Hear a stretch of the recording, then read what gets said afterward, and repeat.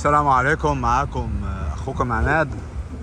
ومرة دي جولة بسيطة قوي للتصحيح، يعني تصحيح معلومات. آه، احنا كنا فاكرينها غلط صح، بس طلعت غلط يعني. اوكي، شايفين طبعا ستاربكس، صح؟ ستاربكس المحل الكبير ده، ماشي. طبعا ستاربكس ده في كل حتة في مصر، يعني كأنه مزروع. يعني انا عارف الحكاية دي. كان في معلومات بيقولوا ان ستاربكس شركة اسرائيلية، صح؟ ايه رأيكم بقى ان ستاربكس شركة هندية اشتريته الهند من اسرائيل من مدة كبيرة جدا؟ تمام. وانا كنت بقول على الهنود دول اذكياء في البيزنس، طلع انهم يعني مش اذكياء قوي في موضوع ستاربكس. لان ستاربكس دلوقتي كوباية القهوة بتتباع ب 3 دولار و75 سنت، بره ب 2 دولار ونص. يعني بره لا، ما بين 2 دولار 2 دولار ونص، ما بين الاتنين دول. اوكي، بالتالي التكلفة لشرب القهوة هنا يعني مش بقول غالية، دي سرقة.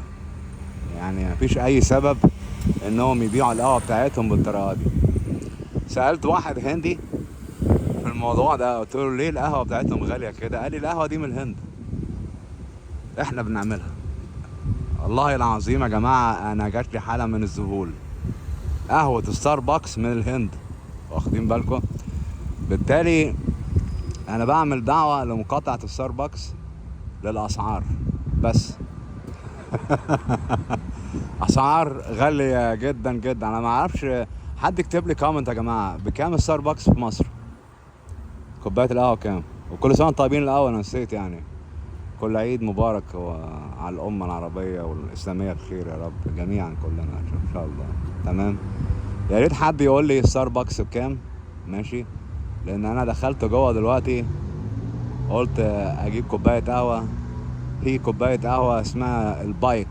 البايك يعني اسم كده ملوش اي معنى، يعني اسمه البايك. اوكي، قلت له فين الدارك روست، القهوه الغامقه؟ قال لي بنعملهاش. قلت له خلاص مش عايزها. ايه بقى ليه انا رفضت؟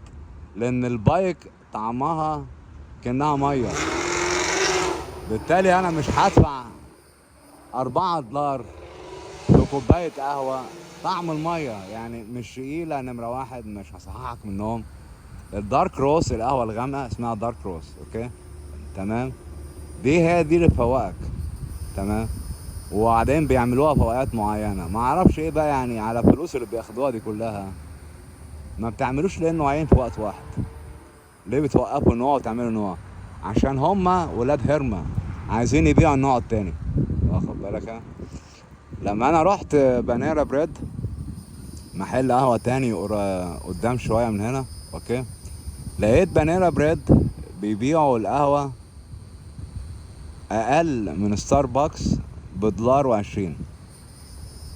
بانيرا، وبانيرا دي معروفة، ده يعني اسم براند، يعني احتمال يجي مصر، خلي بالكم. ماشي، اوكي.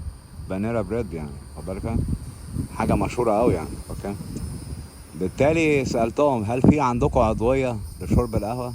قالوا لي اه. بكام يا حاج؟ ب 11 دولار في الشهر. قلت له ماشي. رحت طلعت العضوية وانا واقف كده بالتليفون بتاعي، دفعت بكريدت كارد وجبت العضوية. ايه بقى ميزة بانيرا بريد بالمقارنة مع الأغبياء؟ سيركل كي. سيركل كي قدامكم اهو، شايفينه؟ سيركل كي اهو. سيركل كي بيبيعوا بنفس السعر، بس المشكلة ان يعني نفس العضوية نفس السعر، اوكي. المشكلة القهوة بتاعتهم رديئة، نمرة واحد، مش قوي يعني، دي نمرة واحد. نمرة اتنين، ما بتشربش غير كوباية قهوة في اليوم.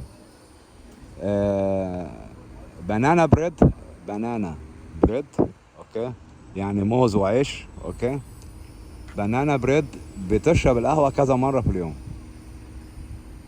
بيفتحوا من الساعة 5 وبيقفلوا الساعة 10، أحيانا 9. يعني لازم تروح لهم في المواعيد، مش 24 ساعة، بس بيفتحوا بدري جدا، يعني 5 الصبح. يعني مفيش حد ممكن يحلم بكده يعني، اوكي.